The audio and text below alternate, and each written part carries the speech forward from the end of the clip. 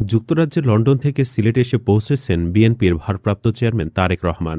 তাকে বহনকারী উড়োজাহাজটি সকাল ৯টা ৫৫ সিলেট ওসমানী আন্তর্জাতিক বিমানবন্দরে অবতরণ করে। সিলেটে বিমান অবতরণের পর সামাজিক যোগাযোগ মাধ্যম ফেসবুকে পোস্ট দেন বিএনপির ভারপ্রাপ্ত চেয়ারম্যান তারেক রহমানের মেয়ে ব্যারিস্টার জাইমা রহমান। ফেসবুকে পোস্টে তিনি লিখেন, অবশেষে সিলেটে, বাংলাদেশের মাটিতে। এরপর সিলেট থেকে একটি ফ্লাইটে বেলা ১১টা ৪০ দিকে হজরত শাহজালাল আন্তর্জাতিক বিমানবন্দরে অবতরণ করেন তারেক রহমান। বিমানবন্দরে বিএনপির ভারপ্রাপ্ত চেয়ারম্যান তারেক রহমানকে বরণ করেছেন শাশুড়ি সৈয়দা ইকবাল মান্থ বানু। এরপর তারেক রহমানের মেয়ে জাইমা রহমান নানি সৈয়দা ইকবাল মান্থ বানুকে জড়িয়ে ধরেন।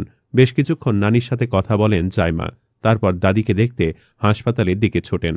এর আগে তারেক রহমানকে বহনকারী বোয়িং ৭৮৭৮ ড্রিম লাইনার BG-202 ফ্লাইটটি স্থানীয় সময় সন্ধ্যা ৬টা ১৫ লন্ডনের হিথ্রো বিমানবন্দর থেকে ঢাকার উদ্দেশ্যে রওনা হয়। প্রায় ১৭ বছর পর তারেক রহমানের দেশে ফেরার এই যাত্রায় তার সঙ্গে আছেন স্ত্রী ডাক্তার জোবায়দা রহমান এবং মেয়ে ব্যারিস্টার জাইমা রহমান। বিমান বাংলাদেশ এয়ারলাইন্সের অভ্যন্তরীণ সূত্রমতে নিয়মিত বাণিজ্যিক ফ্লাইট BG-202-এ চড়ে তারেক রহমান ও তার পরিবারের সদস্যরা দেশে ফিরেছেন। তারেক রহমানের সফর সঙ্গী হিসেবে ছিলেন স্ত্রী ডাক্তার জোবায়দা রহমান এবং কন্যা ব্যারিস্টার জাইমা রহমান।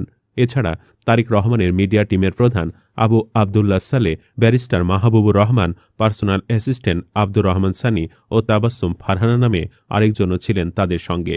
বন্ধুরা, দীর্ঘদিন পর সপরিবারে তারেক জিয়া দেশে ফেরায় আপনারা কতটা খুশি? কমেন্টে জানাতে পারেন অনুভূতি।